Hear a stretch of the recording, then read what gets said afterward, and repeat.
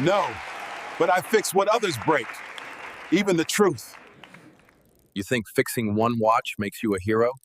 The morning sun sliced through the steel canyons of Chicago's Loop, casting long shadows over the bustling sidewalks of State Street.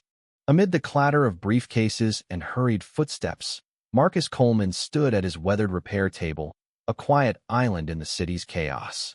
At 52, Marcus was a master watchmaker, his calloused hands moving with the precision of a conductor as he arranged an array of timepieces, vintage pocket watches, digital chronometers, and delicate heirlooms.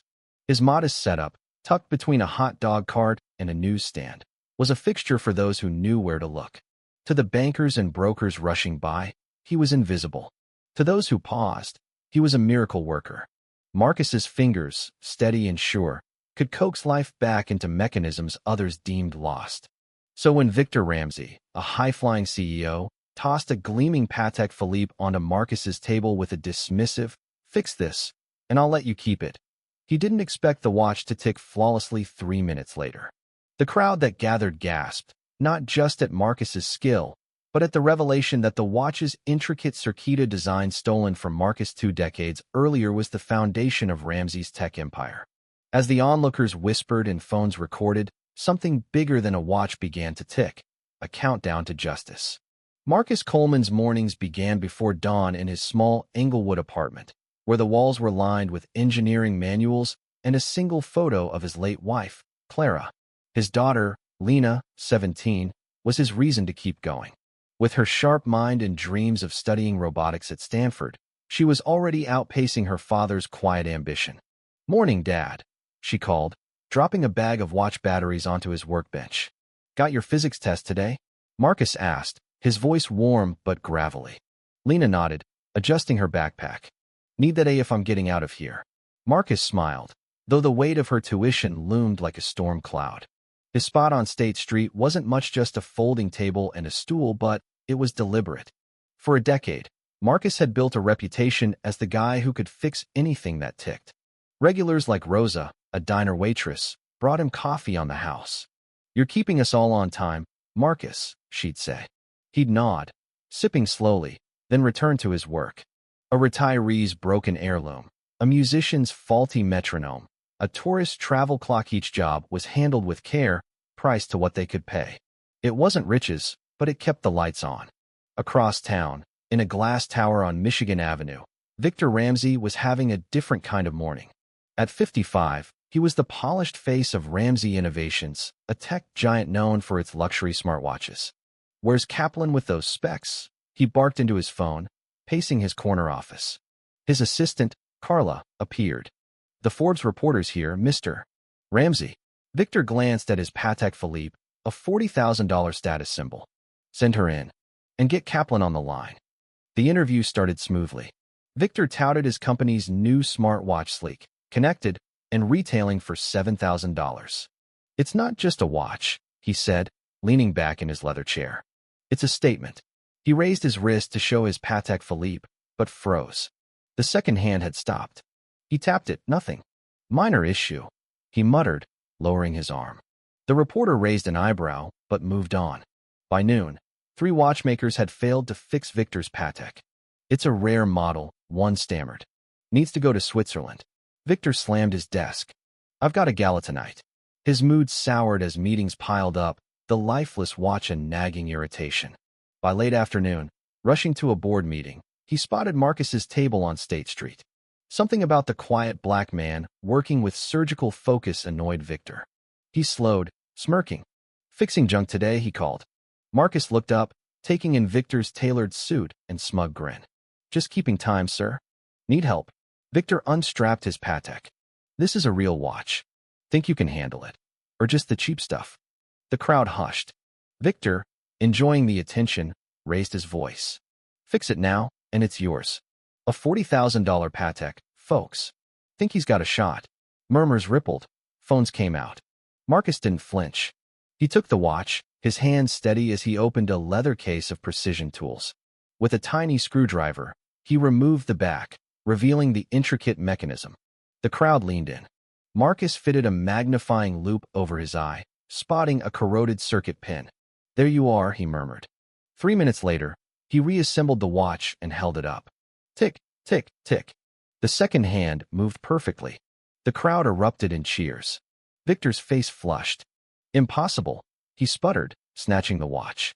Just needed a circuit cleaned, Marcus said calmly. Keep it serviced. Victor, humiliated, tossed a $20 bill onto the table. Luck, he muttered. Marcus pushed the bill back. No charge, sir. The crowd's approval turned to boos as Victor stormed off, phone still recording. Among the onlookers was Sarah Lynn, a tech journalist in her late 30s. She'd been heading to interview a startup founder when the scene stopped her. Sensing a story, she snapped photos of Marcus and Victor's retreat. This wasn't just about a watch, it was about skill versus privilege, truth versus power. She tucked her phone away, already drafting her piece. The next morning, Marcus's table was busier than ever. A viral video of the repair, posted by Sarah with the caption, "Tech Mobile Humbled by Street Watchmaker," had exploded online. Passers-by showed Marcus the clip, now at 50,000 views. Should have kept that watch, a customer teased. Marcus shook his head. Wasn't mine to take. Sarah returned at noon, press badge visible. Can I ask you some questions, Mr. Coleman? This is big. Marcus nodded, working as they spoke. On a nearby bench, he shared his past. I wasn't always out here, he said. 20 years ago, I was at Vanguard Tech, designing microcircuits for their watches. Found a flaw in their new line called VE caused fires. I wouldn't sign off. They fired me, blacklisted me. Had a newborn to raise after Clara passed. This table keeps us going. Sarah's eyes widened. Vanguard's one of the biggest players. Wrongful termination. Marcus shrugged. Fighting them takes money I didn't have. That evening, Lena was quiet at dinner. Kids at school saw the video, she admitted. They're saying you're just a street guy who got disrespected. Marcus set down his fork. You know why I do this. Lena's voice cracked. I know, but you designed the Coleman circuit. It's in every smartwatch, every medical device. You should be in a lab, not on a sidewalk. Marcus had no easy answer. The Coleman circuit, stolen by Vanguard, had built empires while he scraped by. Lena's Stanford dream $80,000 a year felt impossible. Meanwhile, Victor Ramsey was spiraling. The video had hit tech blogs and morning news. PR disaster, his marketing chief warned. You look elitist. Victor scoffed. It's just a street vendor. It'll blow over. But it didn't. Investors questioned his judgment. A partner joked about checking their watches before meeting him. His statement, some belong on the street, others build empires, only fueled the fire. Customers defended Marcus online, sharing stories of his kindness and skill. Sarah dug deeper, uncovering patent records showing the Coleman circuit, credited to another engineer, had generated $3 billion for Vanguard. When she showed Marcus the evidence, he stayed calm. Old news. I just want Lena to have a future. But Sarah's exposé, published days later, changed everything. Titled The Stolen Circuit, it detailed Vanguard's sabotage, backed by leaked emails. The internet erupted. Former colleagues confirmed Marcus's story. Hashtags like Justice for Coleman trended. Marcus's table became a pilgrimage site. Collectors brought rare watches. Bloggers filmed him. A jeweler, Margaret Hayes, offered him a six-figure job at her Michigan Avenue store. Marcus declined. I need something that's mine. Lena, meanwhile, had been uploading videos to their new YouTube channel, Timeworks, narrating Marcus's repairs. The channel hit 100,000 views, boosted by the viral moment. Then came a crisis for Victor. Ramsey Innovations smartwatches began failing, screens froze, batteries drained. The issue? A glitch in the timing interface, tied to the Coleman circuit's integration. Victor's team couldn't fix it. The stock plummeted. Desperate, he sent Carla to Marcus with a $300,000 offer for anonymous consulting. Marcus refused. If Victor wants help, he can ask openly. The Watchmakers Summit, a global event in Chicago, invited Marcus to co-keynote with Victor. Lena urged him to accept. They need to hear you, Dad. Reluctantly, he agreed. The hall was packed, screens streaming to overflow rooms. Victor spoke first, touting innovation and scale, dismissing tinkers like Marcus. The applause was tepid. Marcus took the stage, unassuming in his work apron. Time doesn't care about your title, he said. It demands precision, patience, truth. I fix watches because every second matters to Summonia memory, a moment. That's the work that lasts. The room roared, standing in ovation. Victor's face tightened. Weeks later, Timeworks was a mobile Labo retrofitted van with a state-of-the-art workbench. Lena managed bookings and the channel, now a series called Chicago's Unsung Makers, spotlighting artisans like a leatherworker and a violin restorer. The business thrived, with a waiting list stretching months. Lena's college fund grew. Victor's empire crumbled. The watch failures cost millions. Investors demanded his resignation. Sarah's expose led to lawsuits against Vanguard, with pro bono lawyers approaching Marcus. He didn't chase riches, but accepted a settlement ensuring Lena's education and a proper workshop. At the summit's close, Marcus repaired a watch for a janitor who'd saved for years to buy it. "It's not about the watch," Marcus told him, "but what it means to you." The man smiled, tears in his eyes. Marcus looked out at the city, his daughter by his side, the van's logo gleaming. Time had finally ticked in his favor. The Chicago skyline glittered under a late autumn dusk as Marcus Coleman's mobile lab, Timeworks, rolled to a stop outside a community center in Bronzeville. Inside the van, Lena adjusted the camera for their latest Chicago's Unsung Makers episode, capturing Marcus as he repaired a 1950s Elgin watch for a retired bus driver. "This was my dad's," the man said, his voice thick. "He wore it every shift." Marcus nodded, his hands steady as he realigned the balance wheel. "We'll get it running like he's still behind the wheel." The Timeworks channel had grown beyond anyone's expectations. What began as Lena's side project now had 500,000 subscribers, with viewers from as far as Tokyo and London mailing watches to their new P.O. box. Lena's narration, clear, warm, and technical, paired with Marcus's quiet mastery, drew millions of views. Comments flooded in. "This man's hands are magic. And why isn't he running a tech company?"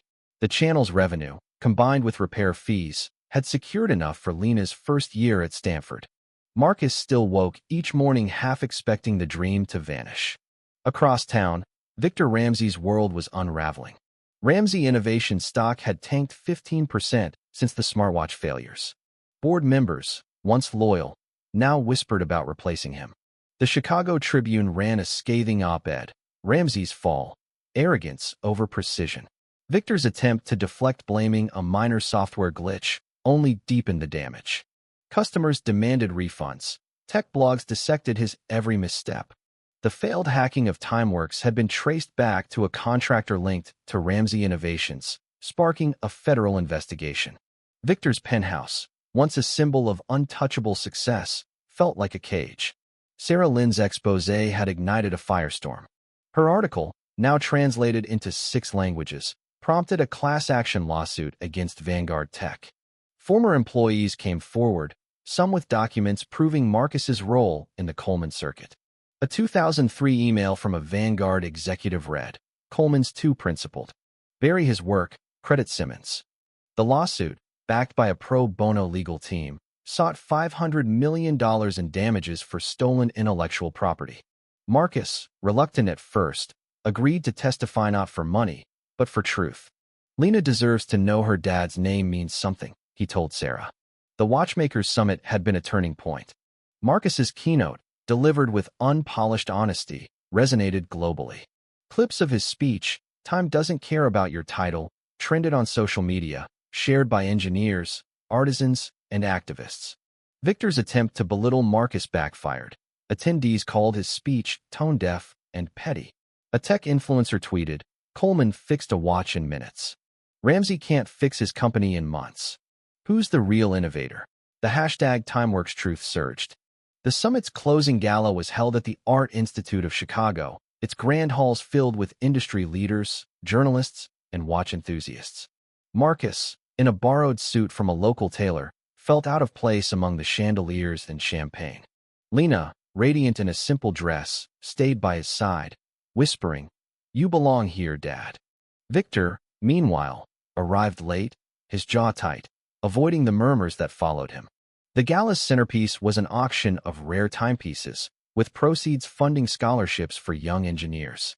Marcus had donated a restored 1920s Waltham pocket watch, its engraving reading, "Time honors craft." The auctioneer called Marcus to the stage to present it. As he spoke about the watch's history, a gift from a factory worker to his son, the room fell silent. "It's not the gold or gears that matter," Marcus said. "It's the hands that held it, the lives it marked." The watch sold for $25,000, a record for the event. The crowd stood, applauding. Victor, seated near the front, clapped stiffly, his face a mask. As Marcus stepped down, a young engineer approached. "I'm studying at MIT because of you," she said. "Your circuit's in my textbook." Marcus smiled, speechless. Lena squeezed his arm, her eyes shining. Victor couldn't take it. Midway through the gala, he cornered Marcus near the bar. "You think you've won?" he hissed, his breath sharp with whiskey. "This is a fluke. You're still a nobody." Marcus met his gaze, calm but unflinching.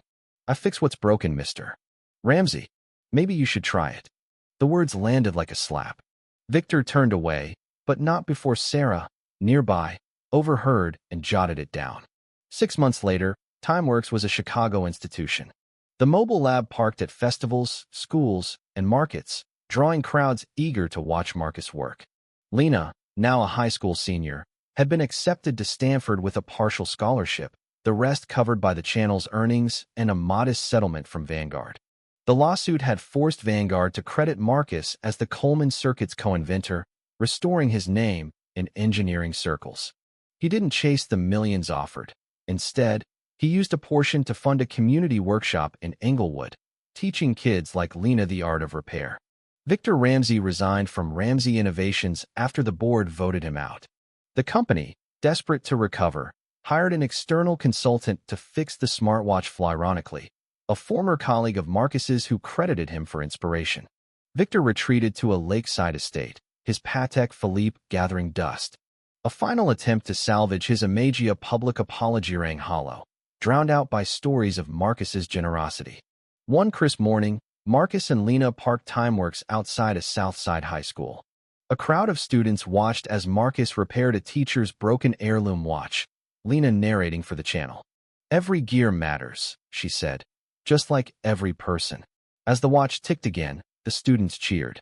Marcus handed it back, refusing payment. "Keep teaching," he told the teacher. "That's worth more than my fee." Back home, Marcus hung his apron on a hook, the name Coleman stitched in bold.